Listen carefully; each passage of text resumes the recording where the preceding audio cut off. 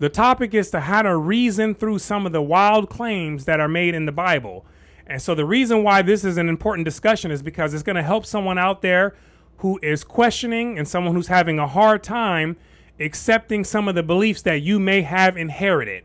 And so I want to give you something to think about in your journey, right? And so a few mornings ago, I woke up, I got out of bed, and I did my usual morning stuff. And then afterwards, I left the bedroom and then I went into the living room.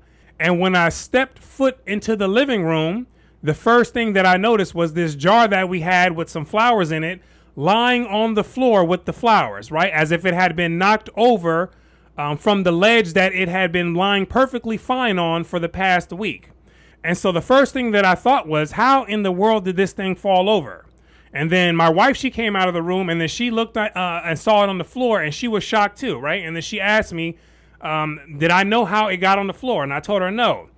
And so afterwards, we started thinking what could have caused this to all of a sudden fall on the floor, right? And so the first thought that I had was that maybe that there was a rat that got into the house, and jumped up on here and knocked it over, right? And then I thought, and I said, this probably isn't true because I'm pretty sure that we don't have any of these things in the house, right? And then I looked around to see if there was anything like a fan or anything that was blowing that could have blown it over, right? But when I looked, there was no fan there. We didn't have any of the ceiling fans blowing or anything like that. So that couldn't have been the cause. And so I asked myself a third time, what could have caused this jar with the flowers in it to all of a sudden fall over? And immediately, from the depths of my unconscious mind, an image flashed showing a jar having a low level of water in it. Then, here we go. Immediately, I remembered the jar was full when we placed it on the ledge a week prior. And then each day, the water began reducing due to evaporation and uptake through the plant vascular system. So it must have been that after some days had gone by, the water level reduced so low that it could no longer stabilize the jar with the leaning flowers in it, right? And so it just happened at the time that we were sleeping that night that the right conditions of the low level of water and the flowers that were leaning created a tilt in the jar that caused it to fall over on the floor. And that was what we came up with that seemed to be the most reasonable explanation for the scenario, right? Now, are there other explanations for what happened? Of course there are. There's an unlimited number of them, right? And so, for example, someone could say, it was Santa Claus that came through the window and knocked it over and then left. Right? And another person could come in and say that it was a demon from the underworld that entered into your house, knocked it over, right, and then left, right? There's an unlimited number of other explanations that could be created to explain what happened. And here's what's important to understand. As crazy as examples 4 and 5 are, there would be no way possible for me to 100% disprove those claims. And why is that? That's because no one was there when it happened. It wasn't filmed. And because of that, it leaves room for a wide range of explanations, from the simplest to the wildest imaginable. And if I were to say that I know with 100% certainty that it wasn't a demon from the underworld, and then someone said, prove it, I wouldn't be able to prove that claim with 100% certainty, right? But understand this, they wouldn't be able to prove that claim with 100% certainty either, right? Of this thing being a demon from the underworld. And at this point, it would be purely speculation and just guesses, right? And so this is where the power of reason comes in, right? It serves in this instance as a mental tool to assist humans in determining what most likely occurred, right? And so for this situation, if we look at the 5 explanations and we use our reasoning faculty to place them in order from what least likely occurred to what most likely happened, our reasoning mind should automatically select explanations 4 and 5 in whatever order as the 2 least likely explanation, right? It doesn't mean that they're not what happened. It just means that the reasoning mind knows that there are more likely explanations than a demon coming from the underworld and knocking it over. And so the reasoning mind, it's doing its job by placing them as the least important for its consideration, right? But if we look at the explanations 1 through 3, we can see that each of these are viable to some degree, right? Which puts 4 and 5 so far down the list that they aren't even worth seriously considering, right? Since we have much better explanations. And so nobody in their mature right mind would skip explanations 1 through 3 and choose 4 and 5, right? As being more likely to have occurred. And we all know this, right? And so this is an example on how the reasoning mind could be used as a tool to work through this problem. And now that we understand a bit more on how to use the reasoning mind as a tool, let's see if we can apply this to help us better understand how to approach some of the claims made in the Bible, and see if believing them literally is the most reasonable thing for us to do, right? And so, for example, let's deal with the talking serpent in the garden, right? And so using the tool of reason, what are 3 likely explanations for someone writing the story? And so here are 3 that I came up with, but you could create 3 of your own. All right, so the first one that I came up with is that it's an allegory, meaning that the writers are using this story to transmit a non-literal message, right? And so number 2, the authors were on some type of drugs that made them have some visions that showed them this event. And the third explanation being that a divine being came from heaven, told someone to write it down because this event literally happened. And like I said, you could come up with, you could probably come up with a few more explanations for yourself, but these are the 3 that I came up with for this example.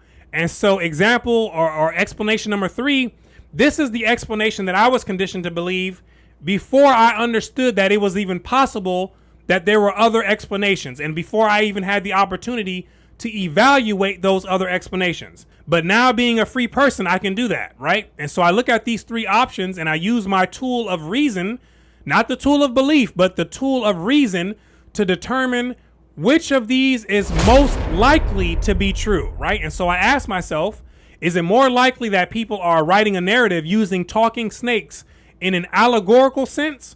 Or is it more likely that an actual snake opened its mouth and actually started speaking and having a full-blown conversation with a human? And so for any reasonable person, I think the answer to this is obvious, and it's simple. Because we see humans today create all types of allegorical works, and in times past, we've got many examples of people creating allegories for various reasons. So we know of a long list of examples of humans creating stories that don't really mean what they appear to mean on the surface. But on the other hand, there isn't anyone living today who could confidently make the claim that they have seen a snake open its mouth and talk, and let alone have a conversation, a full-blown conversation with a human. Now, can you understand that? So an allegory is a much more likely explanation for someone who's writing a story about a talking snake than an explanation that claims that it really happened. And you already know that. And so then I look at explanation number 2 and I ask, is it more likely that the writers were on some type of drugs that gave them a vision of this event, which they then wrote down? Or is it more likely that the snake was really in the garden and opened its mouth to tell a woman that it was okay to eat from the tree of knowledge of good and evil? And so again, we should be able to see the most obvious answer, right? People take drugs and they have all types of visions and they see things that are not existent in the physical world. Now, these events, they're really occurring, but they're occurring in the world of imagination, not in the world of flesh and blood. And so at this point, we really have 2 options that are much more likely explanations than a literal snake conversing with a woman in a garden. And between these 2, I would say that the most likely explanation is that the story is an allegory, right? The serpent, the garden, the fruit, and the woman, these are meant to hide a deeper meaning, right? And I say this because I don't think that the writers were that ignorant to believe that snakes were actually talking, right?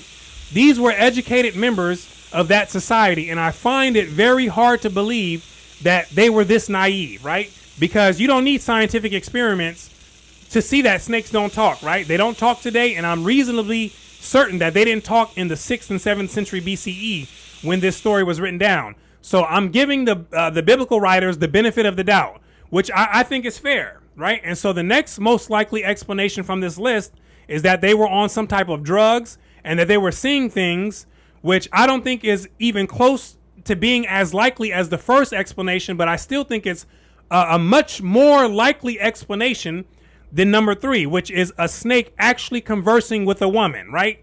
And so there's plenty of other explanations that a person could come up with that would be more reasonable than the explanation number 3, which to me makes that explanation not even worth considering at all. But this is just an example on how the tool of reason should function when it's properly used, right? It's supposed to reduce the amount of wasted time that a human spends dealing with unlikely explanations. Because a person, they could always say that God could come in there and do anything. God can make anything happen. So he could have easily made the snake start talking to the woman. The same way someone could have said that it was a demon that came from the underworld that came in the house and knocked over the jar with the flowers, right? And so anyone could create these types of claims which are impossible to verify. And they can use these claims to explain anything that they want in whatever way that their mind imagines, right? And so this is where the tool of reason comes in, right? It's a mental tool that's used to cut through the madness and to assist humans in finding the most likely, logical, and possible explanation, right? And so for in this instance, our reasoning faculty does not agree with the claim that the most likely explanation for these people writing this story was because a divine being came to the writers and told them to write a story about a literal snake having a full-blown conversation with a woman. And you know this, right? But our reasoning faculty does agree with the most likely explanation for people writing the story was for allegorical purposes. And you already know this too. And so hopefully you've been able to get something out of this video. Hopefully it has opened your mind and has given you a different perspective and has allowed you to climb just one more rung up the ladder out of the pit to get into the free world where life is much better and it makes more sense. And so I want to thank you for watching all the way into the end. My name is Brooklyn St. Michael, and I'll see you in the free world.